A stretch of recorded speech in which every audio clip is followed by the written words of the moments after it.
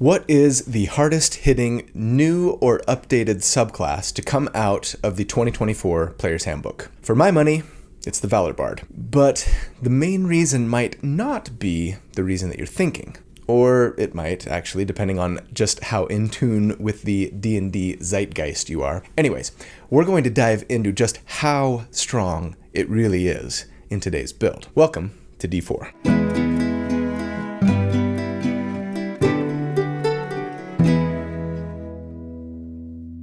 Hey everybody, so here at D4, every week I like to take a deep dive into a character build for, my favorite role-playing games. I like to crunch numbers about them, I like to theorycraft about them, not so that I can tell you the right way or the best way to play a character necessarily, but to explore one potential way to build something in the hopes of creating a character that's both really powerful, but also really fun to play. So if you also love creating characters for your favorite role-playing games, or if you're just looking for tips or ideas on how to build something you're thinking about playing, or if you just really like theory crafting, then welcome home. This is where you belong, and I'm so glad you're here, so thanks for watching. My name's Colby. So Bards of the world, rejoice, because you are, in my opinion anyways, the biggest winners of the 2024 PHB. Valor Bards in particular, and I love that because ever since the Swords Bard subclass came out with Xanathar's Guide to Everything, the Valor Bard has been kind of a niche, not quite as strong, not quite as sexy, gishy bard option, right? But with the makeover they got in the new Player's Handbook,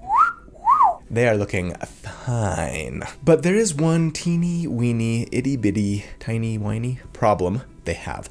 And it's not a problem unique to Valor Bards. It's a problem with a spell. Some of you might not see this spell as a problem, but especially after crunching the numbers, I think it's a pretty massive one. So massive, in fact, that I have a feeling that before too long, a lot of tables are going to start banning this spell outright, or heavily homebrew it in order to scale its power back. My greatest hope is that Wizards of the Coast themselves will come out with an official errata or sage advice to bring the spell a little bit more in line. And I'm talking, of course, about the Conjure Minor Elementals spell. We'll get into it later, but know this.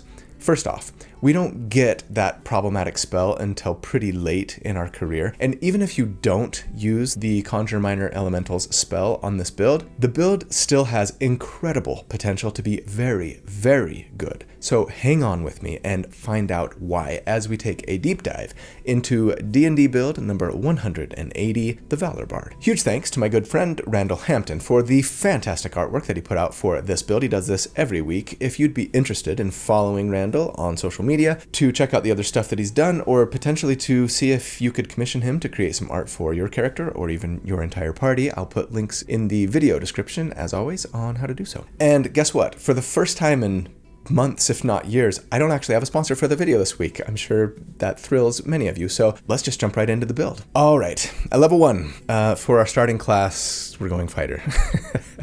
You knew it was coming. Okay, here's the deal. We want 3 things that we cannot get from Valor Bard: a fighting style, weapon masteries, and constitution saving throw proficiency. 2 of those things I could get any time I were to dip into fighter, but not constitution saving throw proficiency, right? Unless we start fighter. And with as important as holding on to concentration is going to be for this build especially, if we're going to dip fighter at some point anyways, I'd just as soon start here. But wait, Mr. Beholden to the spreadsheet, you might say. Doesn't that mean that you're going to lose out on extra attack by your first damage report? It does. But guess what?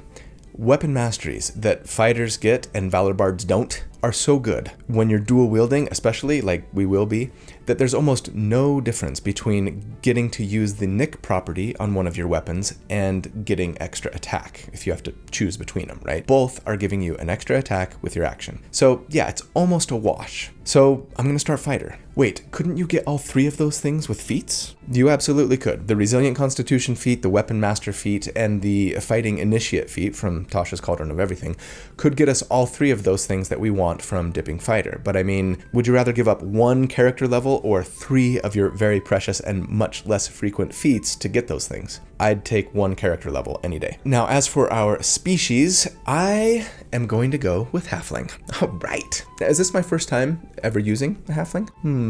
It's a good thing that I have that handy dandy table of contents that I link to in every single video description that breaks down every build by class and subclass and species, etc., so that I can quickly determine that no, I actually have used halflings a couple of times before. Once with the Fate Weaver build, and then once with the Shaman build, the Barbarian support.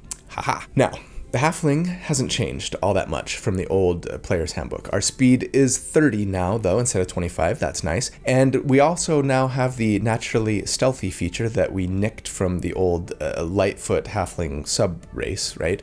But otherwise, we're still small, and we still have brave, halfling nimbleness, and most importantly, in my opinion, at least for numbers, luck, which says that when you roll a 1 on a d20 test, that's a save, an attack, or an ability check, right? Then we can re-roll it and must use the new roll. That's pretty great, really. It means we'll almost never crit fail, right? No natural ones. And that's going to be a statistically significant increase to our sustained damage. It's not massive, but it's something. Not to mention our success rate on ability checks and saving throws, of course. And I love the idea of a fierce halfling gishy bard. So that's what we're going with here. As for our background, I'm annoyed.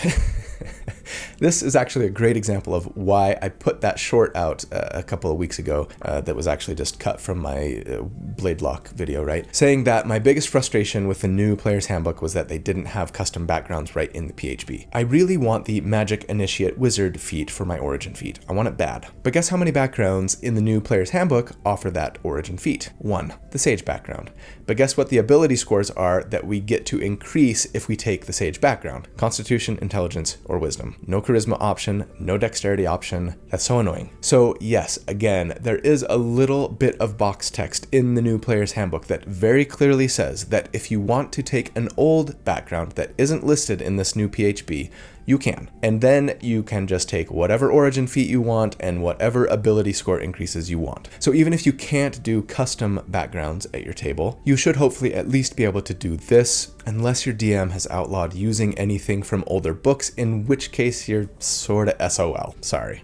In that case, I'd probably take Entertainer as our background so that we can bump Charisma and Dexterity and get the very good Musician feat. Treant Monk had a video on feats that pointed out just how strong Musician was. And yeah, it's also, a super fitting background for a Bard, I think, right? But anyways, assuming that we can get the Magic Initiate feat, we want Magic Initiate Wizard, right? You have to pick Wizard, Cleric, Druid. And this is going to let us choose 1 first level spell and 2 cantrips from the Wizard's spell list in our case. And we can actually use Wisdom, Intelligence, or Charisma for the casting of them. We'd choose Charisma, of course, though it actually won't really matter. But then we can cast that first level spell that we chose for free once per day without spending a spell slot, using spell slots for it thereafter. And for our spells, we are going to take Find Familiar. So we can have a pet familiar to scout with and potentially, grant ourselves advantage on our first attack every turn by having them take the help action, right? I know this annoys some of you, and some of you who might be newer to D&D might not really know what I'm talking about here, but very quickly, if you were to take a familiar that had the flyby feature, like an owl, for example, they could, on their turn, swoop in, take the help action, thereby granting advantage to the next attack made against that enemy, fly away without taking an opportunity attack. A lot of people, a lot of tables do this, and as far as I can tell, most that allow it basically let you decide who's getting help, even though rules as written, it should be just the next attack made against that enemy. So I appreciate that not everybody can do this. I appreciate that some of you feel it's cheesy. Losing advantage on one single attack isn't going to be a huge difference to the numbers. But yeah, if you can't do this at your table, know that the damage that you can do that I say you'll be able to do might be slightly less. Now, one nice thing here is that Find Familiar is a ritual spell, and there's nothing preventing us from casting it as a ritual if need be, meaning we never have to spend a spell slot for the spell, which is great. And then for the cantrips, I'm going to say let's go with those old favorites, Booming Blade and Green Flame Blade, the Blade Trips. For those unfamiliar with the Blade Trips, they basically let us make a weapon attack when we cast the spell for a little extra damage, once we hit level 5 anyways, and then they do something extra depending on which one we use. More damage if the creature we hit moves for Booming Blade, or extra fire damage to an enemy within 5 feet of our target with Green Flame Blade. I like having both so that we can use the right one for the right situation, even though we won't be using either of them ourselves for quite some time. Alright, As for our ability scores, I'm going to assume we're going the point buy method as always and say, let's start with a 15 dexterity, take a +2 there from our background, a 15 charisma and a +1 there, and then a 14 constitution. For equipment, we just need scale mail and then a short sword and a scimitar, making this the second week in a row that I'm going with a dual wielding dex-based character using these exact same weapons. Is short sword scimitar the new glaive halberd? I don't know if I'd go that far, but yeah, I think you're gonna see me using them a lot, at least on dexterity-based dual wielding characters, right? And thanks to weapon masteries and the dual wielder feat, dual wielding is a lot more viable now than it used to be, and I love that. Speaking of, yes, as a fighter level 1, we get a fighting style first up, and we will be taking the 2-weapon fighting style, of course, which allows us to add our ability score modifier to the damage of our offhand attack when we are dual wielding, which we otherwise couldn't do. Very nice. And then, yes, we get weapon masteries as well. Fighters get to pick 3 weapons that they have mastery in, and I'll just say to be sure and grab short sword, that has the Vex property, which says that when we hit with this weapon and have mastery in it, then our next attack before the end of our next turn, is made with advantage. And then let's get mastery with the scimitar, which has the Nick property, so that when we make the offhand attack that's part of dual wielding light weapons, we can make it with our action instead of our bonus action, meaning that we can now make 2 attacks with our action and still have our bonus action free right at level 1. That's so great. And maybe I should add, earlier I said, being able to get Nick essentially is just as good as getting extra attack. I mean, you could argue that it's better because we can get it at level 1 instead of waiting until level 5, or in the Valor Bard's case, level 6 to get extra attack, right? Making those first several levels much stronger for us. We also get Second Wind as a fighter 1, which we can use as a bonus action to heal ourselves a little bit, twice per day, but recovering 1 use every short rest. But at level 2, I'm going to pause and give a big thanks and shout out to all of my channel members. You guys are so awesome. Thank you so much for your support. I could not do this without you. And if you're not a member, I'd love it if you'd consider joining. There's a little button down there that says join. Click on it and it will just kind of tell you what benefits you can get by being a member and how much it costs. I've tried to make it really affordable. And yeah, you can get access to the library of write-ups that I create for each of these builds so that you can recreate the build yourself a lot more easily. Access to the D4 community Discord full of lovely, wonderful people, and even access to the live monthly Q&A hangout sessions that we do. If you can't be a member or are not interested, that's fine. I promise I won't feel bad. I'm grateful that you're just here watching, and especially if you can like and subscribe, maybe share, comment, click the notifications bell. These things all are also great ways to support the channel, so thanks. Right, okay, level 2. Our entertainer background is calling to us. We thought we had abandoned our dreams of becoming a professional musician to instead take up the mercenary life, since while the life expectancy of a mercenary might be shorter, the pay is way better. But something has happened now that's made us realize, hang on a minute, I can do both. And thus our road down the Bard path begins. So at Bard 1, we get Bardic Inspiration, which has changed a bit since 2014, letting us use a bonus action to give an inspiration die, a d6 for now, but it scales with Bard levels, to an ally within 60 feet that they can use to add to a failed d20 test anytime within the next hour, instead of 10 minutes. That's nice. I wish that, having recognized that the 10 minutes thing was too short, that they would have just made it until they take a long rest, or maybe a short rest or something. An hour is better than 10 minutes. I still feel like people might sometimes forget, or maybe a combat ends and they don't have another combat for 2 hours and it's still lost. I don't know, whatever. Anyways, we can use Bardic Inspiration Charisma modifier times per day. It's a great all-around buffing ability. And then we get spells as well, and there are a lot of fantastic ones to choose from. Starry Wisp is a new cantrip that gives us a decent ranged attack damage option for now that bards didn't really have before. It does a d8 of damage if we hit, and it makes the target light up, keeping them from benefiting from the invisible condition. I like the changes to the sleep spell spell as well in the new book. It's now no longer like a set number of hit points that you can affect, but instead affects a just 5-foot radius sphere, causing those within the sphere to have to make a wisdom save or be incapacitated, at which point they can repeat the save, but then if they fail again, they're unconscious until they take damage or someone uses their action to wake them up. Maybe a little less powerful at early levels, but something that can actually be useful throughout our career, potentially. Other than that, I'd say, go with the old favorites. Vicious Mockery for a little damage and a little debuff. Healing Word for a great ranged bonus action heal in a pinch, and, it's better than ever. It does 2d4 of healing plus your modifier, right? Instead of 1. Fairy Fire for advantage for all of your allies on potentially multiple enemies, and Dissonant Whispers is still great to potentially do some damage and force an enemy to run away. At level 3, we get Expertise, letting us pick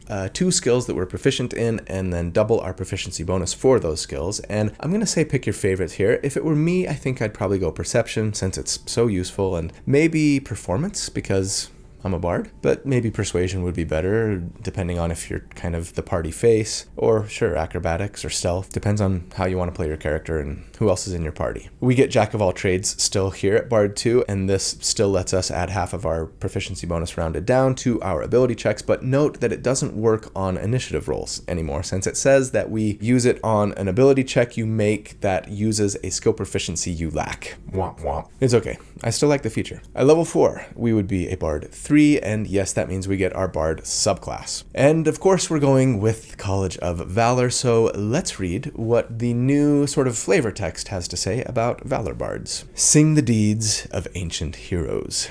Bards of the College of Valor are daring storytellers whose tales preserve the memory of the great heroes of the past. These bards sing the deeds of the mighty in vaulted halls or to crowds gathered around bonfires. They travel to witness great events firsthand and to ensure that the memory of these events doesn't pass away. With their songs, they inspire new generations to reach the same heights of accomplishments as the heroes of old. Also, they kill every opponent before their allies even get to take a turn. I added that last bit myself. And that's an exaggeration. Kinda. Actually, it's not really an exaggeration at later levels, but we're not there yet. We are only level 3, and so as a Valor Bard, we get Combat Inspiration still, which just lets our allies use their reaction and add the Bardic Inspiration die roll to their armor class against a single attack when they're hit, or to add it to the damage that they deal with an attack. I still think you're better off saving that inspiration die for your attack roll or your saving throw, personally, most of the time, but in addition, we get proficiency with martial weapons, medium armor, and shields, none of which we need since we started fighter, but then importantly, we are told that we can use a simple or martial weapon as a spellcasting focus to cast spells from our Bard spell list, and that's super nice, meaning we won't need that stupid Warcaster feat that I hate so much. I have an unhealthy vendetta against that poor feat that's actually really pretty good. We get second level spells here, of course, and there are lots of wonderful options here. As always, Aid is a wonderful buff, Hold Person to paralyze a humanoid, Lesser Restoration for a little cure-all. Let me talk about a few that got some nice changes. Cloud of Daggers can now be moved on our turn, making it more interesting, even though, on this build we're not pushing enemies around that much, but especially since the spell will do damage when it gets moved onto an enemy now, right? I'll find some fun ways to build around Cloud of Daggers going forward, don't worry. Mirror Image. I love the change to this spell. It still summons 3 illusory images of us, but now it works so that if you get hit, then you roll a die to see if instead of you, one of your images gets hit, right? That's way more useful and is a solid defensive buff now on any build, really. And then I think I'd probably take Enlarge Reduce here too. It didn't change much. It still requires concentration, and if we use it to enlarge ourselves, it would add a d4 to all of our weapon attacks. That's not amazing, but it is a little damage bump if we want to take the time and the spell slot to cast it. All right, at level 5, we would be a Bard 4. That means we get our first general feat, and I'm going to take Dual Wielder. I just love this feat so much because it's going to give us another attack on our turn. Dual wielding is good now. Hooray. I used it last week, right, on the Vengeance Pally, and went into greater detail on how it works there. Feel free to check out that build if you haven't seen it and you want a deeper dive into kind of how this feat works. But basically for us, it will not only let us bump our dexterity by 1 to a nice even 18, but will also let us use our bonus action, since that's been freed up thanks to the Nick property, to make another weapon attack every round. So yeah, we're making 3 attacks per turn now when we've got our bonus action available, and that is fantastic. At level 6, we would be a Bard 5, and Bard 5 is my favorite Bard level. Well, maybe next to Bard 10 now, actually, but we get lots of goodies here. Our inspiration die bumps to a D8, and we get those inspirations back on a short rest now thanks to Font of Inspiration. So great. For our friends. Anyways, it doesn't do much for us, but I mean, stop being so selfish. When our friends succeed, we succeed, dude. And then we get 3rd level spells, and man, do bards get some great options. Dispel magic, sure. Layman's Tiny Hut is really nice utility still, even though it got a little nerf. But then, like, the 3 best control spells for this level are all available to us. Hypnotic Pattern can potentially charm, incapacitate, and immobilize a bunch of enemies. Fear can frighten a bunch of them, also making them drop what they're holding and dash away from you every turn. And Slow can slow a bunch of them, lowering their move speed, their armor class, their dexterity saving throws, as well as making them choose between taking an action or a bonus action. Keep in mind that Slow did get a little simplified in the way that enemy spellcasters now just have a flat 25% to like fail the spell outright, instead of a 50% chance to have to use their action next turn to finish casting it. I guess the DM's just gonna, I don't know, roll a d4 or something and say on a 1 the spell fails. So yeah, we're level 6 now, and it's time for our first damage report. Here's what I'm saying combat could potentially look like for us right now for number crunching purposes. On round 1, or I mean even better if you can get it off before combat starts somehow, put enlarge on yourself, and then on subsequent rounds make 3 weapon attacks. 2 with your action thanks to the Nick property, 1 with your bonus action thanks to the dual wielder feat. Wait, you're saying that I should waste an entire action and a spell slot just to put enlarge on myself at the beginning of combat instead of casting one of my amazing control spells? No, I'm absolutely not saying that you should do that. I'm saying that if you're interested in doing as much damage as possible on subsequent rounds, then that's the spell that looks best on the spreadsheets. Personally, I would probably almost never do this. Maybe only if it were in a fight where there was like 1 enemy and or I was out of 3rd level spell slots. And maybe not even then, unless I could get the spell off before combat started somehow, or like the enemy was so far away that I wouldn't be able to get within melee range on my first turn. As always, I'm just exploring the limits of what's possible damage-wise. You should instead probably be casting Hypnotic Pattern or Fear or Slow if you can, and doing slightly less damage but making life a whole lot better for your entire party. Assuming, however, that you did use Enlarge on yourself for whatever reason, then each of our attacks would do a d6 for our weapon plus a d4 for Enlarge plus 4 for our dexterity for a total of 3d6 plus 3d4 plus 12. I'm also, by the way, going to assume that the first 2 attacks are made with advantage, the first thanks to our familiar, the second thanks to my assumption that our Vex weapon attack will hit, though of course that won't always be the case. It will be more often than not, and the math is a lot more complicated if I don't just assume one way or the other. I'm really hoping that Ludic Savant updates his calculator for 5.24 rules soon, or 5.5 or 5.1 or 5R for revised, whatever we end up calling it. And yeah, in case you didn't know, by the way, Ludic Savant, he put together a fantastic damage calculator. I link to it in every video in the video description, and it's what I use to kind of crunch numbers with. Go check him out. Maybe even support him on his Patreon. Anyways, under all of those assumptions, against an enemy with a 10 AC here, we would on average do 31 damage per round, and against a 15 armor class, it would be 26 DPR. Wait a minute, are you trying to trick me? Where's the sports? Is this a kissing book? You said Valor Bards were amazing and powerful and ridiculous. Yeah, they are. Just not necessarily yet. I mean, okay. Compared to the other 2 sustained DPR builds for, 2024 Player's Handbook rules that I've done to date, these numbers are significantly lower at this level. Compared to old 2014 rules builds, it's like tier 3 or tier 4 territory, which is good, not great. But hey, first of all, you're a bard, which means you are the all-singing, all-dancing crap of the world, buffing your allies, controlling your enemies, being amazing, but also, little spoiler alert, we are basically going to be doubling our damage or more with every single damage report from here on out. So buckle up. Because at level 7, we would be a Bard 6, and here we go, we get extra attack. This will give us not only 4 attacks on our turn now, but in addition, yes, Valor Bards now get the very unique, very potent, like Blade Singer extra attack, right? Where we can either make 2 weapon attacks or 1 weapon attack and 1 cantrip. The cantrip we will be casting, for now at least, either Booming Blade or Green Flame Blade, of course, that have been anxiously waiting for us on the sidelines. And ever since level 5, they have gotten a little damage bump of a d8 of extra damage to our enemy when we hit them with it, right? Plus more if they move, or to the enemy adjacent to them, right? Depending on which cantrip we use. This is going to do really nice things for our numbers. But arguably, what will do even more for us will be a new spell that we get at level 8, Bard 7, right?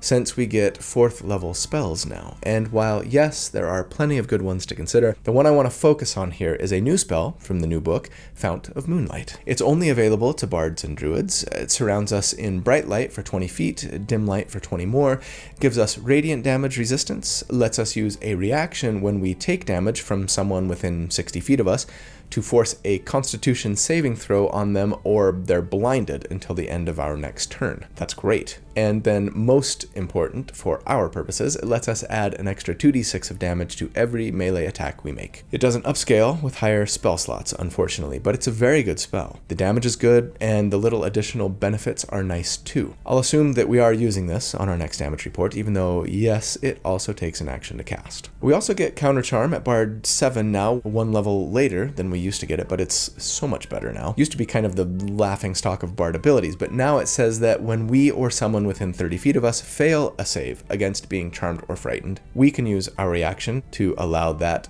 failed saving throw to be re-rolled, this time with advantage. It's pretty awesome. And no limit to how often we can use it either. Sweet. At level 9, we would be a Bard 8, and we get another feat. And yeah, if we were interested in numbers on the spreadsheet above all, we'd want to bump our dexterity here, getting it to 20 so that we could increase both our hit chance and our damage on a hit. So, at level 9, it's time for our next damage report. Since last check, we've seen a lot of fantastic buffs to our damage. Extra attack that is actually a Booming Blade or Green Flame Blade attack, adding at least an extra d8 of damage to our target on top of the weapon attack itself, right? The Fountain of Moonlight spell that's adding 2d6 to all 4 of our attacks now. Amazing. It's a bummer that it's an action to cast, but I think it's going to be worth it most of the time, unless we'd be better off casting a control spell, right? Which we very well could be. And then we also capped our dexterity at 20. One note, I'm again assuming that on our turn we're going to have advantage from our familiar with our first attack, and then assuming we made that attack with a short sword, which has Vex, and the attack hits, then we'll get advantage on our next attack, which will be, you know, our Booming Blade hit, right? That will also have advantage, and we're going to make that with our short sword too, so if that lands, then our Nick attack, our third attack with our action, will also have advantage, assuming that those Vex attacks hit. We follow? I know, it won't always work out that way, but again, for ease of number crunching, I'm going to assume we have advantage on all of those action attacks.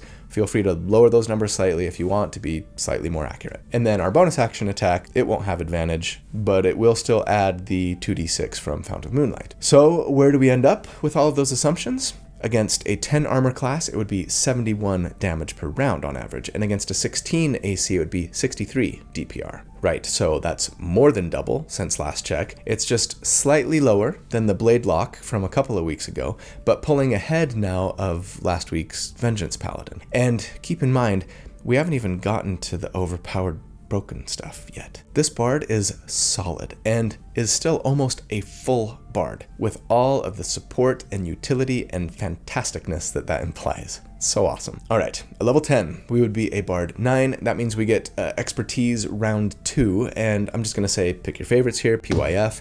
Take whatever you feel that your party and or your character needs most. But then we get 5th level spells, and I'm also gonna say PYF on these. I love Greater Restoration for a fantastic cure-all. Hold Monster is incredible single target control on just about any enemy. Synaptic Static is a favorite combo of area damage plus nasty enemy debuff. But what about Animate Objects? That used to be a go-to for damage dealing casters who could get it, right? Well, without getting too into the weeds on it, Animate Objects was massively changed, and it isn't really that go-to spell for damage that it used to be, which I don't mind, honestly. The biggest change is that instead of summoning up to 10 objects that can make attacks for you, it's now just up to your spell casting ability modifier. So even if we had our charisma capped, it would be like half as many objects, right? 5. What's more, the damage they deal is less. At least it is for medium or smaller objects, where it's now just a d4 plus 3 instead of 4, though their hit chance is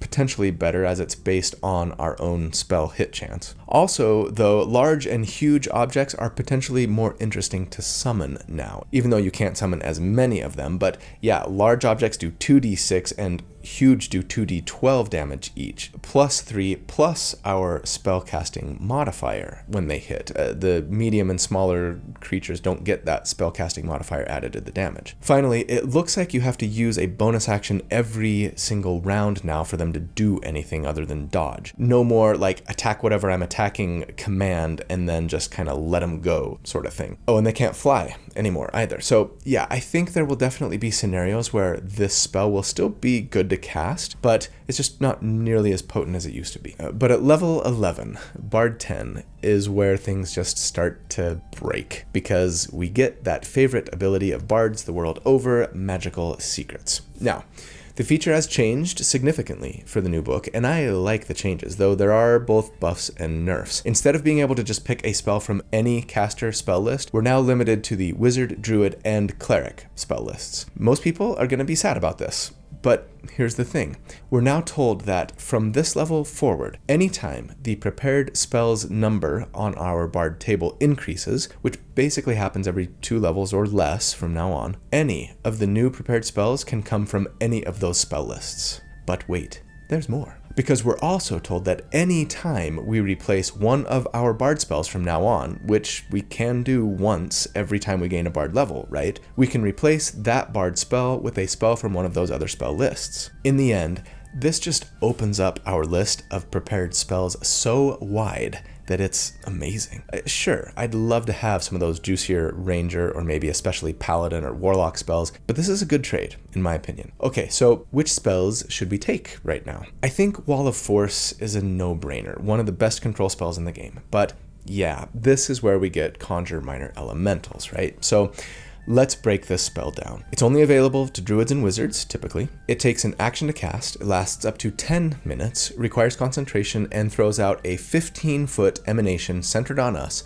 of flitting elemental spirits. That area is difficult terrain for enemies, and when we hit an enemy in the emanation, we deal an extra 2d8 damage with every single attack. That damage can be acid, cold, fire, or lightning, our choice when we cast the spell. If that was just kind of all that the spell was, I'd say that it's really solid, potentially better or maybe as good as any other spell we have like it. I mean, Fount of Moonlight might arguably be better even though it's slightly less damage, but the ability to blind an enemy probably makes it better, right? What makes Conjure Minor Elementals just kind of off the charts bonkers is the way it scales. It does an extra 2d8 of damage for every spell level we upcast it. Fount of Moonlight doesn't upcast at all. Before this new book, the closest thing we had to this spell would be Spirit Guardians. So there is some precedence here for this kind of thing. By comparison, Spirit Guardians is a 3rd level spell, so you can get it a little earlier, that does an extra 1d8 of damage on a hit to enemies within 10 feet, but it scales up at the rate of an extra 1d8, so half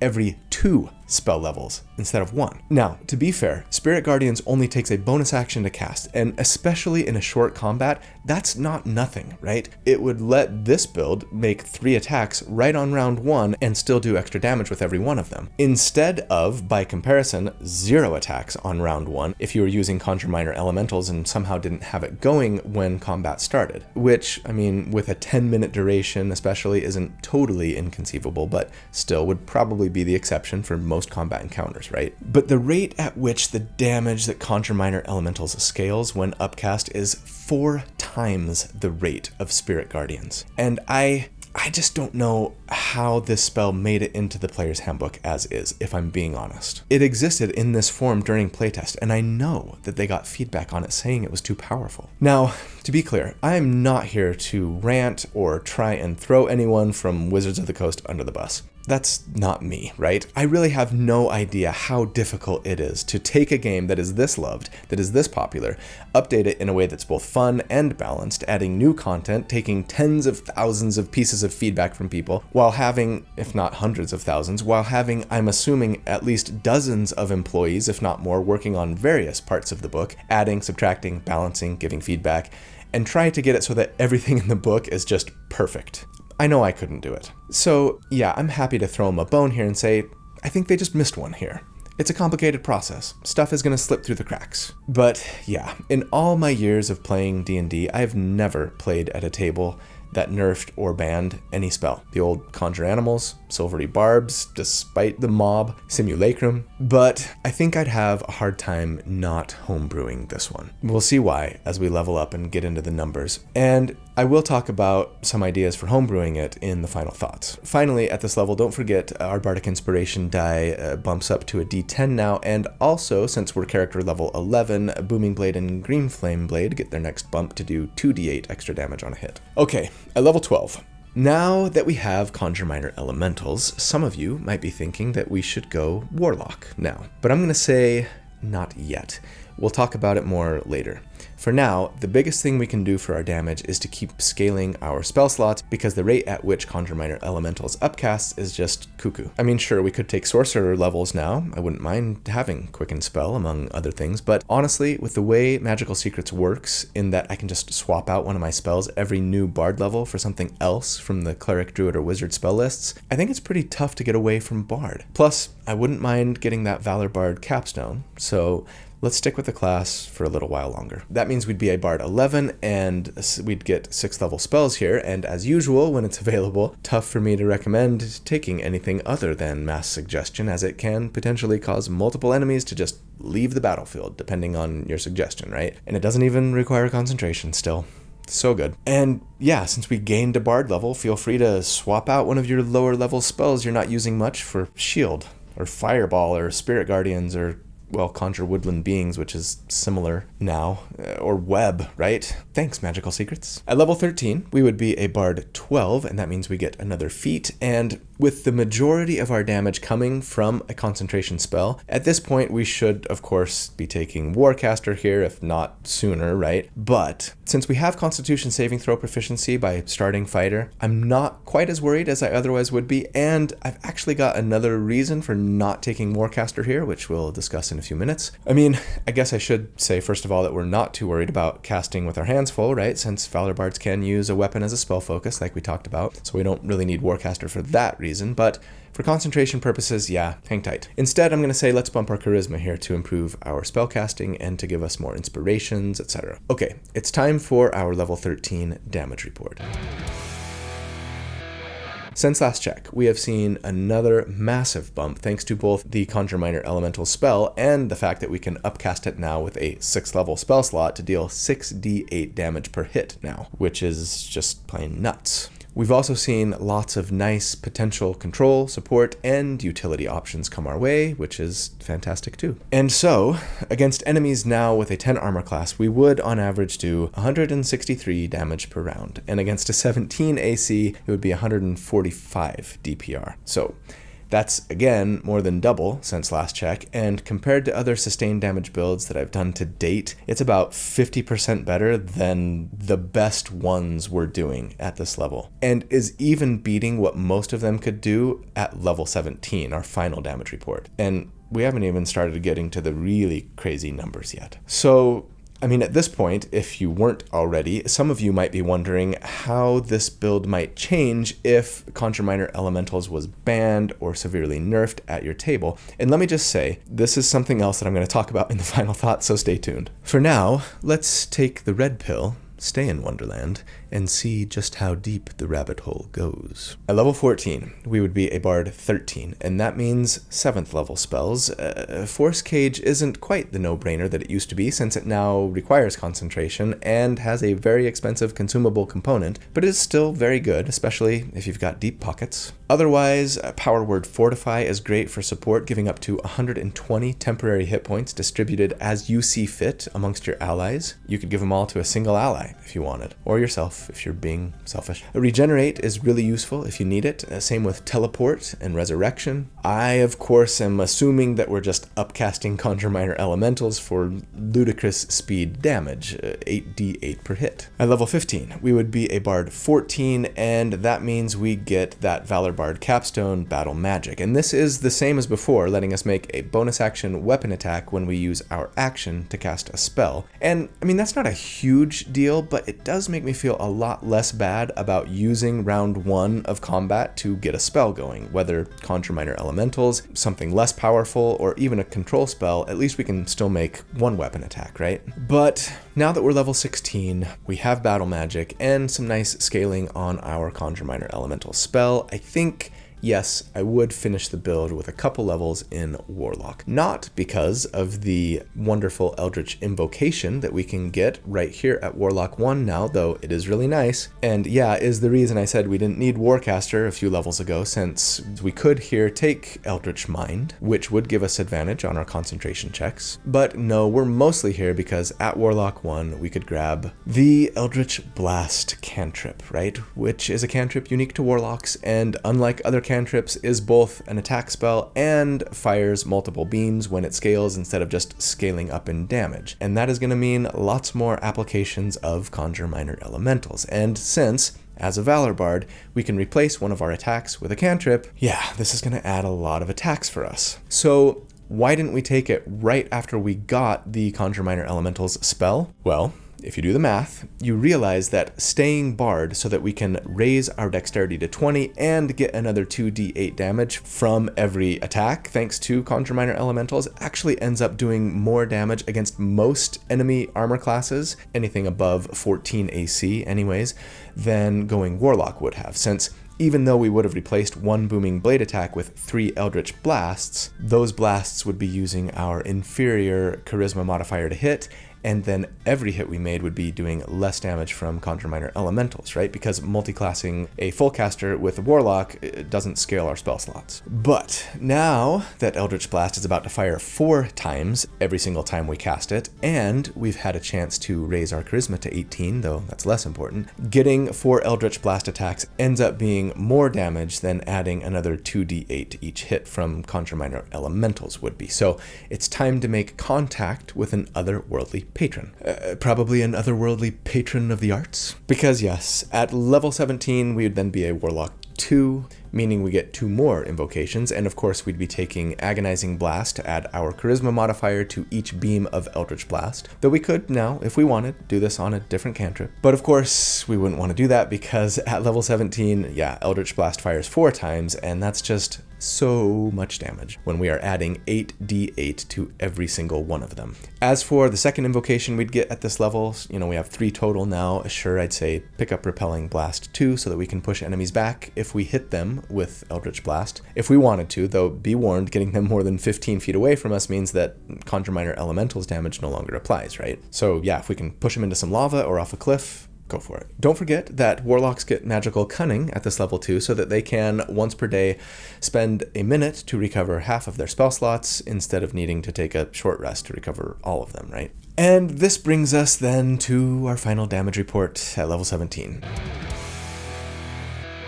Since last check, things have gone just beyond ludicrous. We've picked up a 7th level spell slot to scale Conjure Minor Elementals to 8d8 per hit, and then a couple levels of Warlock to add 4 Eldritch Blast beams with our cantrip that we get to use instead of like a Booming Blade or Green Flame Blade attack, thanks to our Valor Bard extra attack, right? So the way it would work in combat, after we have Conjure Minor Elementals going, would be to probably Eldritch Blast 4 times first as we're approaching the enemy so that we don't suffer disadvantage by attacking them from within 5 feet away, right? It's a ranged attack spell still. Then move up, weapon attack number 1 with our short sword, nick attack with our scimitar, then bonus action weapon attack as well, thanks to dual wielder for a total of 7 attacks. 3 weapon attacks and 4 Eldritch Blast attacks, and each of them is adding 8d8 per hit. Thus, against a 10 armor class, we would here on average do 334 damage per round. And against an 18 armor class, it would be 258 DPR. Again, about double since last check. And I mean, you guys, this is doing 146 damage per round against a 25 armor class. 146. That's more than a lot of older tier 1 builds do against a 10 armor class. In fact, we are doing here now more damage every single round than most of my Nova damage builds could do in one round, blowing all of their resources. So, okay, everybody, keep your shirt on. Let's take a deep breath and have a calm, level-headed discussion with some final thoughts. First of all, the tier score for this build, if you were to take the damage that they do against all the armor classes we calculate for at each of the 4 damage reports and average them all into one big number, we end up with a 118. And that's just destroying everything else I've ever done by a mile. So, okay, first of all, yeah, Conjure Minor Elementals is overpowered. I have a hard time believing otherwise. That said, there are some things that might keep it in check a little bit. As I've mentioned, it is an action to cast. That's not nothing, depending on how long combat encounters tend to last at your table. Also, yes, we're only getting to those super insane levels of damage when we're using our highest level spell slot to cast the spell at, and usually we're only going to have one of those a day. Finally, I've seen this argument, and I can see the logic in it. Even with this insane level of damage at higher levels, there might be plenty of combat encounters where the better spell choice is still a powerful control spell. Locking down multiple enemies for multiple rounds is just an incredibly powerful tactic in combat, and unless you could just outright kill those enemies instead, which, to be fair, maybe you could do with Conjure Minor Elementals as it currently exists, depending on the enemies, how they're arrayed in the battlefield, what level you are. Sometimes Wall of Force or Hypnotic Pattern really might be the stronger play. But still, I think I'm probably asking my DM if he could homebrew this spell at our table once I got a build to a level that could really start to take advantage of it at least. My favorite idea for homebrewing is to just keep the base damage where it's at and then either follow the Spirit Shroud scaling from there, where it gets an extra D8 per 2 spell levels that you upcast it, or if you wanted to be a little more aggressive, maybe let it scale up by a D8 every spell level. That's really strong, but it's not mind-blowing ridiculous, especially considering that it takes an action to cast. Alternatives might be to just let the additional damage only apply on a single attack per turn, but I think if you were going to do that, you should let the base damage at least start higher. I mean, spending a 4th level spell slot for 2d8 damage once per round is not great, I think. Another alternative might be to simply not allow the spell to upcast at all, or maybe let it be like a Nova spell where it only takes a bonus action to cast, but then only applies to attacks that you make this round. In that case, it probably doesn't require concentration. Let me know what your favorite suggestion for modifying the spell is in the comments if I didn't mention it. I'd love to hear more. Okay, what if you can't use Conjure Minor Elementals at your table because it's banned? How would that change this build and these numbers? Well, in that case, I would just plan on using Magical Secrets for Spirit Shroud instead, upcasting it for 2d8 damage per hit, and that would still be solid. Or yeah, I mean, just keep using Fount of Moonlight, right, for 2d6, until maybe you had 7th level spells, and then you could upcast Spirit Shroud for 3d8. You would do about 50 damage less per round at that level 13 damage report anyways, depending on enemy armor class, but that's still really strong. The numbers are still like tier 1 territory for sure. At level 17, yeah, sure, it's a lot less, but you could upcast Spirit Shroud for 3d8 per attack at that point and would still be in like tier 1 damage wise, just not tier 1 compared to other Nova builds. You know what makes me the most sad though? When I first saw this spell, I got so dang excited to do a Bladesinger build with it, and like a Moon Druid build, and a high-level Monk Druid build, and a Flamethrower 2.0 build that used Scorching Ray coupled with this, right? But now, after this, I just kind of feel like I can't do that, because if I let myself use Conjure Minor Elementals in builds going forward as it currently stands, then we're just going to have a very clear distinction in numbers between stuff that uses Conjure Minor Elementals and everything else. And every build will start to feel like, okay, how am I going to get Conjure Minor Elementals on this build, right? Those everything else builds will just pale in comparison, at higher levels especially. And that just feels bad for me, for you, for everyone. Now, I'm not going to totally rule out using it in future builds. Maybe it'll be okay on an Eldritch Knight, since their spell scaling is so slow, right? Or like a non-extra attack getting druid or wizard or something. Or at the very least, maybe I'll just say, oh, and hey, if you can use Conjure Minor Elementals on this build, then guess what? Here's what your numbers would look like, just for fun. My greatest hope is that Wizards of the Coast will realize that they just kind of let one slip through the cracks here and make an errata or a correction to rein the spell's power in so that we can all just keep using it going forward. In the end, though, let's not wallow too much in the imbalance of a single spell. I don't want that to overshadow how fantastic this build is, even without Conjure Minor Elementals. I mean, we weren't even getting it until character level 11. Some of you are going to play this build and end the campaign before you even get there. Some of you might play the build at a high level, but at a table where Conjure Minor Elementals isn't allowed or is severely nerfed, and if you do, guess what? This build still freaking rocks. Especially from level 7 on, it does fantastic damage and lets you be an inspiring, buffing, debuffing, controlling, singing, dancing powerhouse. And the next time I play a bard in-game, I am 100% going to play this one. So I hope you enjoyed it. I also hope you know how much I love you, because I do. Thank you so much for all that you do for me, for this channel. You guys are so awesome. I hope that you have a fantastic day and a really great week. And if you don't, I hope that you'll hang in there. I am giving you a bardic inspiration. Use it wisely. And once you've used it, just watch an outro from my video again and you can regain it. I hope that you will do good and be kind and that I see you again very soon. But until then, take care. Bye.